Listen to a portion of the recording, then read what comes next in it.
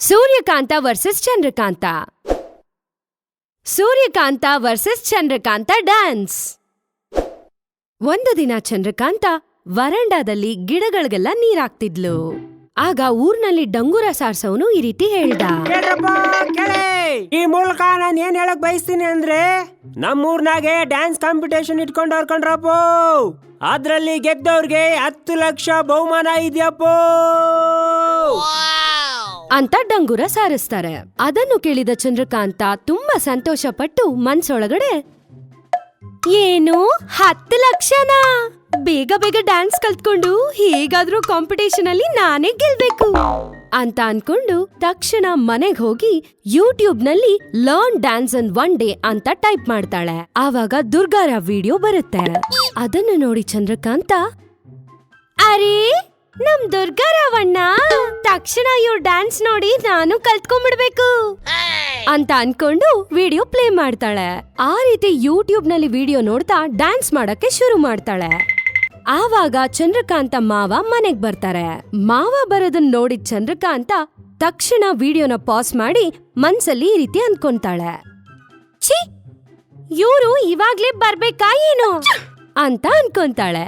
ಆವಾಗ ಚಂದ್ರಕಾಂತ ಮಾವ, ಏ ಚಂದ್ರಕಾಂತ, ಬೇಗ ಹೋಗಿ ಊಟ ಹಾಕಂಬ, ನಂಗೆ ಹೊಟ್ಟೆ ಹಸಿತೈತೆ ಅಂತ ಹೇಳ್ತಾರೆ. ಅದನ್ನು ಕೇಳಿದ ಚಂದ್ರಕಾಂತ ತಕ್ಷಣ ಹೋಗಿ ಮಾವನವ್ರಿಗೆ ಅನ್ನ ಬಡಿಸ್ತಾಳೆ. ಆ ರೀತಿ ಊಟ ಬಡಿಸ್ತಾ ಅವಳಿಗವಳೆ ನಡಿ ನಮ್ಮೂಲ ಸಾಂಗ್ ನ ನೆನ್ಸ್ಕೊಂಡು ಡ್ಯಾನ್ಸ್ ಸ್ಟೆಪ್ ಗುರ್ತು ಮಾಡ್ಕೊಳ್ತಾ ಇರ್ತಾಳೆ.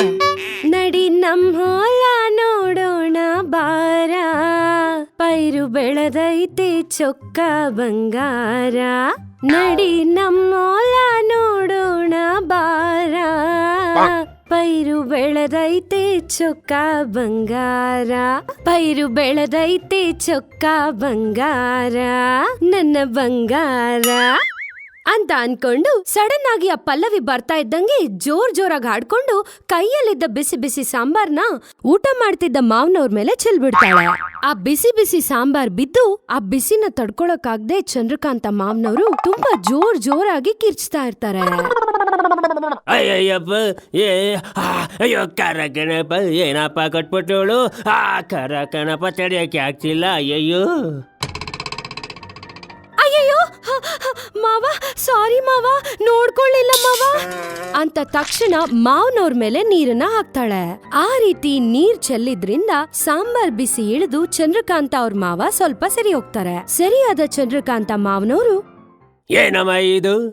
ಅಯ್ಯೋ ತಾಯಿ, ನೀನ್ ಎಲ್ಲಿದೀಯವ? ನಿನ್ ಮನ್ಸಿಲ್ಲ ಇದೆಯಾ? ಏನಾಯ್ತು ನಿನ್ಗೆ? ಒಳ್ಳೆ ಹುಚ್ಚಿ ತರ ಆಡ್ತಿದೀಯಾ ನೀನು? ಅದಕ್ಕೆ ಚಂದ್ರಕಾಂತ ಈ ರೀತಿ ಹೇಳ್ತಾಳೆ, ಅದು ಮಾವ, ಊರಲ್ಲಿ ಡ್ಯಾನ್ಸ್ ಕಾಂಪಿಟೇಷನ್ ನಡೀತಿದೆ. ನಂಗೆ ಚಿಕ್ಕಂದಿನಿಂದ ಡ್ಯಾನ್ಸ್ ಅಂದ್ರೆ ತುಂಬಾ ಇಷ್ಟ. ಹೇಗಾದ್ರೂ ಮಾಡಿ ಕಾಂಪಿಟೇಷನ್ ಅಲ್ಲಿ ಗೆಲ್ಬೇಕು ಅಂತ ಪ್ರಾಕ್ಟೀಸ್ ಮಾಡ್ತಿದೀನಿ ಅಂತ ಹೇಳ್ತಾಳೆ. ಅದಕ್ಕೆ ಚಂದ್ರಕಾಂತ ಮಾವನವರು, ಸರಿ ಆಗೋದೇನೋ ಆಗೋಯ್ತು ಕಣವ, ಸ್ವಲ್ಪ ಈ ಕಡೆ ನೋಡ್ಕೊಂಡು ಡ್ಯಾನ್ಸ್ ಮಾಡು ಅಂತ ಹೇಳ್ತಾರೆ. ಸ್ವಲ್ಪ ಹೊತ್ತಾದ್ಮೇಲೆ ಚಂದ್ರಕಾಂತ ಮತ್ತೆ ಹಾಡನ್ನ ಹಾಕೊಂಡು ಡ್ಯಾನ್ಸ್ ಪ್ರಾಕ್ಟೀಸ್ ಮಾಡಕ್ ಶುರು ಮಾಡ್ತಾಳೆ. ಆವಾಗ ಅಲ್ಲಿಗೆ ಸೂರ್ಯಕಾಂತ ಬರ್ತಾರೆ. ಸೂರ್ಯಕಾಂತ ಚಂದ್ರಕಾಂತ ಡ್ಯಾನ್ಸ್ ಮಾಡೋದನ್ನ ನೋಡಿ, ಏನಿ ಹುಡುಗಿ ಈ ರೀತಿ ಆಡ್ತಿದ್ದಾಳಲ್ಲ, ಮತ್ತೆ ಇವಳಿಗೆ ಏನಾಗಿದ್ಯೋ? ಹಾ ಸರಿ ಬಿಡು, ಏನೋ ಒಂದ್ ಮಾಡ್ಕೊಳ್ಳಿ, ನನಗೇನ್ ಬಂತು ಅಂತ ಹೇಳ್ಕೊಂಡು ಮಡಕೆಯಿಂದ ನೀರ್ ತಗೊಂಡ್ ಕುಡಿತಾ ಇದ್ದಾಗ ಡ್ಯಾನ್ಸ್ ಪ್ರಾಕ್ಟೀಸ್ ಮಾಡ್ತಾ ಇದ್ದ ಚಂದ್ರಕಾಂತ ಕಾಲ್ ಸ್ಲಿಪ್ ಆಗಿ ಸೂರ್ಯಕಾಂತ ಮೇಲೆ ಬಿದ್ದೋಗ್ತಾಳೆ. ಅದರಿಂದ ಬ್ಯಾಲೆನ್ಸ್ ಸಿಗದೆ ಸೂರ್ಯಕಾಂತ ಚಂದ್ರಕಾಂತ ಇಬ್ರು ಆ ಮಡಕೆ ಮೇಲೆ ಬಿದ್ದೋಗ್ತಾರೆ. ಚಂದ್ರಕಾಂತ ಮಾಡಿದ ಕೆಲ್ಸಕ್ಕೆ ಸೂರ್ಯಕಾಂತಗೆ ತುಂಬಾನೇ ಕೋಪ ಬರುತ್ತೆ. ಅದರಿಂದ, ಎತ್ ನಿನ್ನ, ಏನೇ ಆಗಿದೆ ನಿನ್ಗೆ? ನನ್ ಮೇಲೆ ಯಾಕೆ ಬಿದ್ದೆ? ಅಷ್ಟಕ್ಕೂ ಏನೇ ಈ ಆಟ ಅಂತ ಕಿರ್ಚ್ತಾರೆ. ಅದಕ್ಕೆ ಚಂದ್ರಕಾಂತ ಭಯ ಬಿದ್ದು, ಸಾರಿ ಅತ್ತೆ, ಡ್ಯಾನ್ಸ್ ಪ್ರಾಕ್ಟೀಸ್ ಮಾಡ್ತಾ ಕಾಲ್ ಸ್ಲಿಪ್ ಆಯ್ತು. ನಾಳೆ ನಮ್ಮ ಊರಲ್ಲಿ ಡ್ಯಾನ್ಸ್ ಕಾಂಪಿಟೇಷನ್ ಇದೆಯಲ್ಲ, ಅದಕ್ಕೆ ಪ್ರಾಕ್ಟೀಸ್ ಮಾಡ್ತಿದ್ದೆ, ಸಾರಿ, ಏನು ಅನ್ಕೋಬೇಡಿ ಅಂತ ಹೇಳ್ತಾಳೆ. ಅದಕ್ಕೆ ಸೂರ್ಯಕಾಂತ ಕೂಲ್ ಆಗಿ ಈ ರೀತಿ ಹೇಳ್ತಾರೆ, ಸರಿ ಮೈ ಮೇಲೆ ಪ್ರಜ್ಞೆ ಇಟ್ಕೊಂಡು ಡ್ಯಾನ್ಸ್ ಮಾಡು, ಅಂತ ಹೇಳಿ ಅಲ್ಲಿಂದ ಹೊರಟೋಗ್ತಾರೆ. ಬೆಳಗ್ಗೆ ಎದ್ದ ತಕ್ಷಣ ಚಂದ್ರಕಾಂತ ಮತ್ತೆ ಡ್ಯಾನ್ಸ್ ಪ್ರಾಕ್ಟೀಸ್ ಮಾಡಕ್ ಶುರು ಮಾಡ್ತಾಳೆ. ಆ ರೀತಿ ಡ್ಯಾನ್ಸ್ ಪ್ರಾಕ್ಟೀಸ್ ಮಾಡ್ತಾ ಕಾಲ್ ಸ್ಲಿಪ್ ಆಗಿ ಬಿದ್ದೋಗ್ತಾಳೆ. ಅದ್ರಿಂದ ಕಾಲು ಉಳುಕುತ್ತೆ. ಕಾಲು ಉಳ್ಕಿದ್ರಿಂದ ಪಾಪ ಚಂದ್ರಕಾಂತ ನಿಂತ್ಕೊಳ್ಳೋದಿಕ್ಕಾಗಲ್ಲ. ಅದ್ರಿಂದ ಚಂದ್ರಕಾಂತ ಹತ್ಕೊಂಡೆ ಕುತ್ಕೊಳ್ತಾಳೆ. ಆವಾಗ ಅಲ್ಲಿಗೆ ಬಂದ ಸೂರ್ಯಕಾಂತ, ಏನಾಯ್ತೆ ಹಂಗಳ್ತಿದ್ಯಾ? ಅದಕ್ಕೆ ಚಂದ್ರಕಾಂತ ಹತ್ಕೊಂಡೆ ನಡೆದಿದ್ದಲ್ಲ ಹೇಳ್ತಾಳೆ. ಅದನ್ನು ಕೇಳಿದ ಸೂರ್ಯಕಾಂತ, ಅದಕ್ಕೆ ಹೇಳಿದ್ದು ಮೈ ಮೇಲೆ ಪ್ರಜ್ಞೆ ಇಟ್ಟು ಪ್ರಾಕ್ಟೀಸ್ ಮಾಡು ಅಂತ. ಕೇಳ್ದ ನನ್ ಮಾತನ್ನ ಅಂತ ಹೇಳ್ತಾರೆ. ಅದಕ್ಕೆ ಚಂದ್ರಕಾಂತ, ಇನ್ನು 1 ಗಂಟೆಯಲ್ಲಿ ಕಾಂಪಿಟೇಷನ್ ಶುರು ಆಗುತ್ತಂತೆ. ಏನ್ ಮಾಡ್ಬೇಕು ಅರ್ಥ ಆಗ್ತಿಲ್ಲ. ಎಷ್ಟು ಕಷ್ಟಪಟ್ಟು ಕಲ್ತ್ಕೊಂಡೆ ಗೊತ್ತಾ? ಚಂದ್ರಕಾಂತ ಬಾಧೆನ ನೋಡಕ್ಕಾಗದೆ ಇದ್ದ ಸೂರ್ಯಕಾಂತಗೆ ಅವರ ಹಳೆ ಟ್ರಂಕು ಪೆಟ್ಟಿಗೆಯಿಂದ ಒಂದು ಔಷಧಿನ ತಂದು ಚಂದ್ರಕಾಂತ ಕಾಲಿಗೆ ಹಚ್ತಾರೆ. ಆ ಔಷಧಿನ ಹಚ್ಚಿದ ತಕ್ಷಣನೇ ಚಂದ್ರಕಾಂತ ಕಾಲು ಸರಿ ಹೋಗುತ್ತೆ. ಚಂದ್ರಕಾಂತಳಿಗೆ ಪ್ರಾಣನೇ ವಾಪಸ್ ಬಂದಂಗಿರುತ್ತೆ. ಚಂದ್ರಕಾಂತ ತಕ್ಷಣ ಸೂರ್ಯಕಾಂತಗೆ ಥ್ಯಾಂಕ್ಸ್ ಹೇಳ್ತಾಳೆ. ಥ್ಯಾಂಕ್ಸ್ ಅತ್ತೆ, ಥ್ಯಾಂಕ್ ಯು ಸೋ ಮಚ್. ನಿಮ್ಮಿಂದಾನೇ ಇವತ್ತು ನಾನ್ ಡ್ಯಾನ್ಸ್ ಮಾಡ್ತಿದ್ದೀನಿ ಅಂತ ಹೇಳ್ತಾಳೆ. ಸರಿ ಬೇಗ ಹೊರಡು, ಅಲ್ಲಿ ಕಾಂಪಿಟೇಷನ್ ಮಿಸ್ ಮಾಡ್ಕೊಳ್ತೀಯೇನೋ. ಚಂದ್ರಕಾಂತ ತಕ್ಷಣ ಹೋಗಿ ನಡಿ ನಮ್ಮೂಲ ನೋಡೋಣ ಸಾಂಗ್ಗೆ ಡ್ಯಾನ್ಸ್ ಮಾಡಿ ಕಾಂಪಿಟೇಷನ್ ಅಲ್ಲಿ ಗೆಲ್ತಾಳೆ. ಸ್ಪಾನ್ಸರ್ ಬಂದು ಚಂದ್ರಕಾಂತಳಿಗೆ 10 ಲಕ್ಷ ಚೆಕ್ ನ ಕೊಡ್ತಾನೆ. ಪಕ್ಕದಲ್ಲೇ ಇದ್ದ ಆಂಕರ್ ಚಂದ್ರಕಾಂತಗೆ ಮೈಕ್ ನ ಕೊಟ್ಟು ಮಾತಾಡಕ್ ಹೇಳ್ತಾಳೆ. ಆವಾಗ ಚಂದ್ರಕಾಂತ ಮೈಕ್ ನ ತಗೊಂಡು, ನನಗೆ ಇಷ್ಟೊಂದು ಸಪೋರ್ಟ್ ಮಾಡಿದ್ದ ಈ ಊರು ಜನರಿಗೆ, ನಮ್ ಫ್ಯಾಮಿಲಿ ಅವ್ರಿಗೆ ನಾನ್ ತುಂಬಾ ಕೃತಜ್ಞಳಾಗಿದ್ದೇನೆ. ಮುಖ್ಯವಾಗಿ ನಮ್ಮ ಅತ್ತೆಗೆ. ಅವ್ರೇನಾದ್ರೂ ಟೈಮಿಗೆ ಬಂದು ನನಗೆ ಔಷಧಿ ಹಚ್ಚಿಲ್ಲ ಅಂದ್ರೆ ನಾನಿವತ್ತು ಡ್ಯಾನ್ಸ್ ಮಾಡಕ್ ಆಗ್ತಿರ್ಲಿಲ್ಲ. ಥ್ಯಾಂಕ್ ಯು ಅತ್ತೆ ಅಂತ ಹೇಳ್ತಾಳೆ. ಅದನ್ನು ಕೇಳಿದ ಆಂಕರ್ ಸೂರ್ಯಕಾಂತನ ಸ್ಟೇಜ್ ಮೇಲೆ ಕರೆಸಿ ಮಾತಾಡಕ್ ಹೇಳ್ತಾರೆ. ಆವಾಗ ಸೂರ್ಯಕಾಂತ ಸ್ಟೇಜ್ ಮೇಲೆ ಬಂದು ಮೈಕ್ ತಗೊಂಡು ಈ ರೀತಿ ಹೇಳ್ತಾರೆ. ಎಲ್ಲರಿಗೂ ನಮಸ್ಕಾರ. ನನ್ ಸೊಸೆ ಅಂತ ಮಾತ್ರ ಅಲ್ಲ, ಅವಳು ಡ್ಯಾನ್ಸ್ ಅಷ್ಟೇ ಅಲ್ಲ, ಮನ್ಸಲ್ಲೂ ತುಂಬಾ ಒಳ್ಳೆಯವಳು. ಎಷ್ಟು ಒಳ್ಳೆಯವಳಂದ್ರೆ ಇವಾಗ ನೀವು ಕೊಟ್ಟಿದ್ದ 10 ಲಕ್ಷದ ಚೆಕ್ಕು ಬಡವ ಜನರಿಗೆ ಖರ್ಚು ಮಾಡೋದಕ್ಕೋಸ್ಕರ ನಿಮ್ಗೆ ಕೊಡ್ಬೇಕು ಅಂತ ಅನ್ಕೊಂಡಿದ್ದಾಳೆ. ಅದನ್ನು ಕೇಳಿದ ಚಂದ್ರಕಾಂತ ಶಾಕ್ ಆಗಿ ಮನ್ಸೊಳಗಡೆ, ಹಾ ಏನಿದು ನಮ್ಮ ಅತ್ತೆ ಕೊಟ್ಟಿದ್ ಟ್ವಿಸ್ಟ್ ಅಂತ ಅನ್ಕೊಂತಾಳೆ. ಆವಾಗ ಸೂರ್ಯಕಾಂತ, ಏನಂತ್ಯ ಸೊಸೆ, ಹಂಗೆ ಅಲ್ವಾ ಅಂತ ಹೇಳ್ತಾರೆ. ಆಗ ಏನು ಮಾಡಕ್ಕಾಗ್ದೆ ಎಲ್ಲರೂ ನೋಡ್ತಿದ್ದಾರೆ ಅಂತ ಚಂದ್ರಕಾಂತ ಹೂ ಅಂತಾಳೆ. ಆವಾಗ ಸ್ಪಾನ್ಸರ್ ಬಂದು ಚಂದ್ರಕಾಂತ ಕೈಯಲ್ಲಿದ್ದ ಚೆಕ್ ನ ತಗೊಳ್ತಾನೆ. ಥ್ಯಾಂಕ್ಸ್ ಕಣ್ರಿ, ನಿಮ್ದು ತುಂಬಾ ಒಳ್ಳೆ ಮನ್ಸು ಅಂತ ಚೆಕ್ ನ ತಗೊಳ್ತಾನೆ. ಜನಗಳ ಮಧ್ಯೆ ಆ ರೀತಿ ಟ್ವಿಸ್ಟ್ ಕೊಟ್ಟಿದ್ದಕ್ಕೆ ಚಂದ್ರಕಾಂತಳಿಗೆ ಸೂರ್ಯಕಾಂತ ಮೇಲೆ ವಿಪರೀತ ಕೋಪ ಬರುತ್ತೆ. 10 ಲಕ್ಷ ಚೆಕ್ಕು 10 ನಿಮಿಷ ಕೂಡ ನೋಡಕ್ ಬಿಡ್ಲಿಲ್ವಲ್ಲ ಅತ್ತೆ. ಮಾಡ್ತೀನಿ ರೀ ನಿಮ್ಗೆ ಅಂತ ಚೆಕ್ ಹೋಗಿದ್ದಕ್ಕೆ ಬೇಜಾರ್ ಮಾಡ್ಕೊಂಡು ಸೂರ್ಯಕಾಂತ ಮೇಲೆ ಗೊಣಗ್ತಾಳೆ.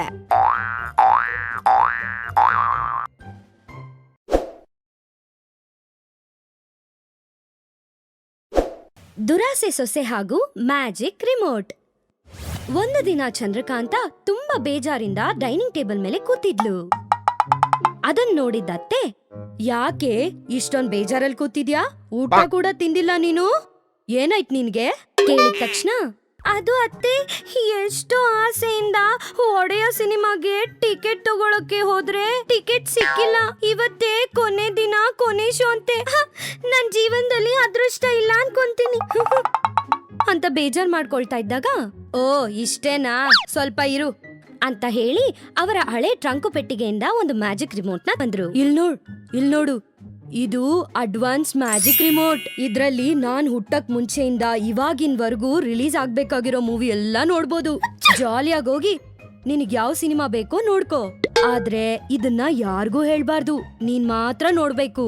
ಹೇಳಿದ ತಕ್ಷಣ, ಛೀ ಯಾರಿಗೂ ಹೇಳಲ್ಲ ಅತ್ತೆ, ನಾನ್ ಮಾತ್ರ ನೋಡ್ತೀನಿ ಅಂತ ಹೇಳ್ತಾ ರಿಮೋಟ್ ಅನ್ನ ತಗೊಂಡು ದರ್ಶನ್ ಒಡೆಯ ಮೂವಿ ಅಂತ ಹೇಳಿದ ತಕ್ಷಣ ಟಿವಿಯಲ್ಲಿ ಸಿನಿಮಾ ಸ್ಟಾರ್ಟ್ ಆಯ್ತು. ಮಧ್ಯದಲ್ಲಿ ಮಳವಳ್ಳಿ ಮಾವನ್ ಮಗನೆ ಹಾಡಿಗೆ ಸಕ್ಕತ್ತಾಗಿ ಡ್ಯಾನ್ಸ್ ಕೂಡ ಆಡಿದ್ಲು. ಅದನ್ನ ನೋಡಿದ ಸೂರ್ಯಕಾಂತ ಸಂತೋಷ ಪಟ್ಟು ಮಧ್ಯದಲ್ಲಿ ಚಿಕ್ಕ ಮೂಮೆಂಟ್ ಕೂಡ ಮಾಡಿದ್ರು. ಆಮೇಲೆ ಸೂರ್ಯಕಾಂತ, ಇಲ್ ನೋಡು ಚಂದ್ರ, ನಾನು ಕೆಲ್ಸದ ಮೇಲೆ 2 ದಿನ ಊರ್ಗೋಗ್ತಾ ಇದೀನಿ, ಬರೋವರೆಗೂ ಮನೆ ಕಡೆ ಹುಷಾರು ಅಂತ ಹೇಳ್ತಾ ಅಲ್ಲಿಂದ ಹೊರಟೋದ್ರು. ಸಿನಿಮಾ ಮುಗ್ದೋದ್ಮೇಲೆ ಚಂದ್ರಕಾಂತಾಳಿಗೆ ಒಂದ್ ಐಡಿಯಾ ಬಂತು. ಫೋನ್ ತಗೊಂಡು, ಹಲೋ ಶಂಕರ್, ನೆನ್ನೆ ನೀನು ನಿನ್ ಫ್ರೆಂಡ್ಸು ಒಡೆಯ ಮೂವಿ ಮಿಸ್ ಮಾಡ್ಕೊಂಡ್ವಿ ಅಂತ ತುಂಬಾ ಬೇಜಾರಾದ್ರಲ್ಲ. ಹೌದಕ್ಕ. ಅದಕ್ಕೆ ನಮ್ಮನೇಲೆ ನಾನು ಸಿನಿಮಾ ತೋರಿಸ್ತೀನಿ ಅಂತ ಹೇಳಿದ ತಕ್ಷಣ, ಅದು ಹೇಗಕ್ಕ? ಅವಳು ನಿನ್ನೆನೆ ಹೋದ್ಲಲ್ಲ. ನನ್ ಮಾತ್ ಮೇಲ್ ನಂಬಿಕೆ ಇಲ್ಲ ಅಂದ್ರೆ ಸಿನಿಮಾ ಎಲ್ಲ ನೋಡಿದ್ಮೇಲೆ ನನ್ ಕೈಗೆ ದುಡ್ಡು ಕೊಡಿ, ಆದ್ರೆ ಟಿಕೆಟ್ ಮಾತ್ರ 200 ರೂಪಾಯಿ ಅಂತ ಫೋನ್ ಇಟ್ಲು. ಆಗ ಶಂಕರ್ ಅಕ್ಕಗೇನಾಯ್ತು ಹೀಗೆ ಹೇಳ್ತಿದ್ದಾಳೆ ಅಂತ ಅನ್ಕೊಂಡು ಮನ್ಸಲ್ಲಿ ಚಿಕ್ಕ ಆಸೆಯಿಂದ ಅವನ್ ಫ್ರೆಂಡ್ಸ್ ಜೊತೆ ಬಂದ. ಚಂದ್ರಕಾಂತ ರಿಮೋಟ್ ನ ಕೈಯಲ್ಲಿಟ್ಕೊಂಡು ಮನ್ಸೊಳಗೆ ದರ್ಶನ್ ಒಡೆಯ ಮೂವಿ ಅಂತ ಹೇಳಿದ ತಕ್ಷಣ ಟಿವಿಯಲ್ಲಿ ಮೂವಿ ಸ್ಟಾರ್ಟ್ ಆಯ್ತು. ಮಧ್ಯದಲ್ಲಿ ಏ ಒಡೆಯ ಬಾ ಒಡೆಯ ಸಾಂಗ್ಗೆ ಎಲ್ಲರೂ ಡ್ಯಾನ್ಸ್ ಮಾಡಿದ್ರು. ಸಿನಿಮಾ ಪೂರ್ತಿ ನೋಡಿ ಎಲ್ಲರೂ ತುಂಬಾ ಸಂತೋಷ ಪಟ್ಟು ಕೊನೆಯಲ್ಲಿ ದುಡ್ಡು ಕೊಟ್ಬಿಟ್ಟು ಹೋದ್ರು. ಚಂದ್ರಕಾಂತ ದುಡ್ಡನ್ನೆಲ್ಲ ಎಣಿಸ್ಕೊಂಡು ತುಂಬಾನೇ ಉಬ್ಬೋಗಿ ಇಡೀ ರಾತ್ರಿ ನಿದ್ದೆನೆ ಮಾಡಿಲ್ಲ. ಬೆಳಗ್ಗೆ ಆದ ತಕ್ಷಣನೇ ಶಂಕರ್ಗೆ ಫೋನ್ ಮಾಡಿ, ಎಲ್ ನೋಡ್ತಮ್ಮ, ಮಧ್ಯಾಹ್ನ ಸ್ಪೆಷಲ್ ಶೋ ಹಾಕ್ತಿದೀನಿ, ಟಿಕೆಟ್ 1000 ರೂಪಾಯಿ. 1000 ರೂಪಾಯ? ಅಂತ ಸ್ಪೆಷಲ್ ಸಿನಿಮಾ ಏನಿದೆ ಅಕ್ಕ? ಸರಿ ಹೇಳ್ತೀನಿ, ಹೇಳ್ಬಿಡ್ತೀನಿ. ಅದು ಡಿ ಡಿ ಡಿ ನಿನ್ favourite Dhruva Sarja hero cinema ಅಂತ ಹೇಳಿದ ತಕ್ಷಣ, ಏನಕ್ಕ ಏನಂದೆ ನೀನು? ಪಗರು ಸಿನಿಮಾನ? ಹೌದು ತಮ್ಮ, ನಿನ್ ಫ್ರೆಂಡ್ಸ್ನ, ಅವ್ರ ಫ್ರೆಂಡ್ಸ್ನ, ಧ್ರುವ ಸರ್ಜಾ ಫ್ಯಾನ್ಸ್ನ, ಚಿರು ಸರ್ಜಾ ಫ್ಯಾನ್ಸ್ನ ಎಲ್ಲಾರ್ನು ಕರ್ಕೊಂಡ್ ಬಂದ್ಬಿಡು ಅಂತ ಹೇಳಿದ ತಕ್ಷಣ, ನೀನು ನೆಟ್ಫ್ಲಿಕ್ಸ್ ಗಿಂತ ತುಂಬಾ ಹುಷಾರಾಗಿದೀಯ ಅಕ್ಕ ಹೇಳ್ತಾ ಒಡೆಯ ಮೂವಿ ತೋರ್ಸಿದ್ರಿಂದ ಒಂದು ಚೂರು ಸಂದೇಹನೇ ಇಲ್ದೆ ಸರ್ಜಾ ಫ್ಯಾಮಿಲಿಗೆ ವೀರಾಭಿಮಾನಿ ಆದ್ರಿಂದ ಎಲ್ಲಾರ್ಗಿನ ಮುಂಚೆ ಸಿನಿಮಾ ನೋಡ್ಬೇಕು ಅನ್ನೋ ಆತ್ರದಲ್ಲಿ ಫ್ರೆಂಡ್ಸ್ ಎಲ್ಲಾರ್ನು ಫಸ್ಟೇ ಪೇಟಿಎಂ ಮಾಡ್ಸಿ ಕರ್ಕೊಂಬಂದ. ರಿಮೋಟ್ ತಗೊಂಡು ಚಂದ್ರಕಾಂತ ಧ್ರುವ ಸರ್ಜಾ ಪೊಗರು ಮೂವಿ ಅಂತ ಮನ್ಸಲ್ಲಿ ಅನ್ಕೊಂಡಿದ ತಕ್ಷಣ ಸಿನಿಮಾ ಸ್ಟಾರ್ಟ್ ಆಯ್ತು. ಎಲ್ಲರೂ ವಿಸಿಲ್ ಹಾಕಿದ್ರು, ಡ್ಯಾನ್ಸ್ ಮಾಡಿದ್ರು. ಉದ್ಘಟ್ಟದಿಂದ ನೋಡ್ತಾ ಇದ್ದಾಗ ಇಂಟರ್ವಲ್ ಬಂತು. ಆಗ ಚಿಕ್ಕ ಚಿಕ್ಕ ಪಾಪ್ಕಾರ್ನ್ ಪ್ಯಾಕೆಟ್ ಗಳನ್ನ ಮಾಡಿ ಅದಕ್ಕೆ 200 ರೂಪಾಯಿ ಇಟ್ಟು ಎಲ್ಲಾರ್ನು ತಗೊಳ್ಳೋ ಹಾಗೆ ಮಾಡಿದ್ಲು ಚಂದ್ರಕಾಂತ. ಹಾಗೆ ಅವ್ರನ್ನೆಲ್ಲ ನೋಡ್ಕೊಂಡು ಚಂದ್ರಕಾಂತ ಮನ್ಸಲ್ಲಿ, ನನಗಿರೋ ಅಷ್ಟು ಬುದ್ಧಿವಂತಿಕೆ ಈ ಅಮೆಜಾನ್ ಅವ್ರಿಗೆ ಇದ್ಯೋ ಇಲ್ವೋ ಕಾಣೆ ಅಂತ ಮೆಚ್ಕೊಂತ ಇದ್ಲು. ಸಿನಿಮಾ ಸೆಕೆಂಡ್ ಹಾಫ್ ಸ್ಟಾರ್ಟ್ ಆಯ್ತು. ಎಲ್ಲರೂ ಇಂಟ್ರೆಸ್ಟ್ ಇಂದ ನೋಡ್ತಿದ್ರು. 10 ನಿಮಿಷ ಆದ್ಮೇಲೆ ಸಿನಿಮಾ ಸಡನ್ ಆಗಿ ಸ್ಟಾಪ್ ಆಯ್ತು. ಎಲ್ಲಿದೀಯಾ? ಸ್ವಲ್ಪ ಇಲ್ಲಿ ಬಂದ್ ನೋಡು, ಸಿನಿಮಾ ಬರ್ತಿಲ್ಲ. ಏನಿದ್ರ ಕತೆ ಅಂತ ಹೇಳಿದ ತಕ್ಷಣ, ಕರೆಂಟ್ ಹೋಗಿರ್ಬೇಕು ತಮ್ಮ ಅಂತ ಹೇಳಿ ಫ್ಯಾನ್ ಕಡೆ ನೋಡಿದ್ರೆ ಫ್ಯಾನ್ ತಿರುಗ್ತಾ ಇತ್ತು. ರಿಮೋಟ್ ತಗೊಂಡು ಚಂದ್ರಕಾಂತ ಧ್ರುವ ಸರ್ಜಾ ಮೂವಿ ಪೊಗರು ಹೇಳ್ದಾಗ ಸಿನಿಮಾ ಬಂದಿಲ್ಲ. ಟೆನ್ಷನ್ ಅಲ್ಲಿ ಈ ಸಲ ಎದ್ ನಿಂತ್ಕೊಂಡು ಜೋರಾಗಿ ಪೊಗರು ಮೂವಿ ಅಂದ್ಲು. ಆದ್ರೂ ಸಿನಿಮಾ ಬಂದಿಲ್ಲ. ಅಷ್ಟ್ರಲ್ಲಿ ಒಬ್ಬ ಎದ್ದು, ನಮ್ಮ ಹತ್ರ 2000 ರೂಪಾಯಿ ಲಪ್ತಾಯಿಸಿ ಧ್ರುವಣ್ಣ ಸಿನಿಮಾ ಅರ್ಧಕ್ಕೆ ನಿಲ್ಲಿಸ್ತೀಯಾ? ಪೂರ್ತಿ ತೋರ್ಸೋವರೆಗೂ ನಾವಿಲ್ಲಿಂದ ಕದ್ಲೋದೇ ಇಲ್ಲ ಅಂತ ಹೇಳ್ದಾಗ ಇನ್ನೊಬ್ಬ ಕೋಪದಿಂದ ಎದ್ದು, ಅಲ್ಲಿ ನಮ್ಮ ಅಣ್ಣ ಧ್ರುವನಿಗೆ ಏನಾಗ್ತಿದೆ ಅಂತ ನನಗೆ ಟೆನ್ಷನ್ ಆಯ್ತಾ ಇದೆ. ನನಗೆ ಹುಚ್ಚಿಡಿತಿದೆ, ನಾನ್ ಟಿವಿನ ಮುರಿದಾಕ್ತೀನಿ ಅಂತ ಹೇಳ್ತಿದ್ದಾಗ ಚಂದ್ರಕಾಂತ ವಿಲವಿಲ ಒದ್ಲಾಡ್ತಿದ್ಲು. ಆಗ್ತಾನೆ ಬಂದು ಎಲ್ಲವನ್ನು ಗಮನಿಸಿದ ಅತ್ತೆ ಸೂರ್ಯಕಾಂತ ಹತ್ರ ಓಡೋದ್ಲು ಚಂದ್ರಕಾಂತ. ಸೂರ್ಯಕಾಂತ, ಇರ್ರಪ್ಪ, ಸ್ವಲ್ಪ ಇರ್ರಪ್ಪ, ಕುತ್ಕೊಳ್ಳಿ, ಸಮಾಧಾನ ಮಾಡ್ಕೊಳ್ಳಿ ಅಂತ ಎಲ್ಲಾರ್ನು ಸಮಜಾಯಿಸಿ ಅವ್ರ ದುಡ್ಡನ್ನ ಅವ್ರಿಗೆ ವಾಪಸ್ ಕೊಟ್ಟು ಕಳ್ಸಿದ್ರು. ಏನೇ ನಿನಗ್ ಬಂದಿರೋ ರೋಗ? ಏನ್ ಮಾಡ್ತಿದ್ಯೆ? ಅವ್ವ, ಈ ರೀತಿ ರಿಲೀಸ್ ಆಗ್ದಿರೋ ಸಿನಿಮಾಗಳನ್ನ ಟಿವಿ ನೋಡ್ತೇನೆ. ಯಮ್ಮ, ಈ ವಿಷಯ ಏನಾದ್ರೂ ಹೊರಗೋದ್ರೆ ಕ್ರೈಮ್ ಪೊಲೀಸ್ ಅವ್ರು ಬಂದು ಪೈರಸಿ ಕಾನೂನ್ ಪ್ರಕಾರ ನಿನ್ನ 7 ವರ್ಷ ಜೈಲ್ ಶಿಕ್ಷೆ ಹಾಕಿಸ್ತಾರೆ. ಹೇಳಿದ ತಕ್ಷಣ ಅಮಾಯಕಳ್ತಾರ, ನೀನೇ ತಾನೇ ಅತ್ತೆ ಯಾವ ಸಿನಿಮಾ ಬೇಕೋ ಅದ್ ಬರುತ್ತೆ ಅಂತ ಹೇಳ್ದೆ. ಅಯ್ಯೋ ನನ್ ಹುಚ್ಚು ಸೊಸೆನೆ, ಆ ಪೊಗರು ಸಿನಿಮಾ ಶೂಟಿಂಗೇ ಮುಗ್ದಿಲ್ಲ ಅಲ್ವೇನೆ? ಇದು ಮಾಯಾ ರಿಮೋಟ್ ಆಗಿದ್ರಿಂದ ಎಲ್ಲಿವರೆಗೂ ಶೂಟಿಂಗ್ ಮುಗ್ದಿದ್ಯೋ ಅಲ್ಲಿವರೆಗೂ ತೋರ್ಸಿದೆ. ಅಷ್ಟಕ್ಕೂ ಈ ರಿಮೋಟ್ ನಿನ್ ಕೈಲಿ ಕೊಟ್ಟಿದ್ದಕ್ಕೆ ನನ್ ಬುದ್ಧಿ ಹೊಡ್ಕೋಬೇಕು ಅಂತ ಹೇಳ್ತಾ ರಿಮೋಟ್ ತಗೊಂಡು ಒಳಗಡೆ ಹೋದ್ರು. ಇವ್ರು ಹಿಂಗೆ ಯಾವಾಗ್ಲೂ ನಂದ ಕಿಶೋರ್ ಸರ್, ಆ ಶೂಟಿಂಗ್ ಏನೋ ಬೇಗ ಮುಗಿಸ್ಕೊಡಿ.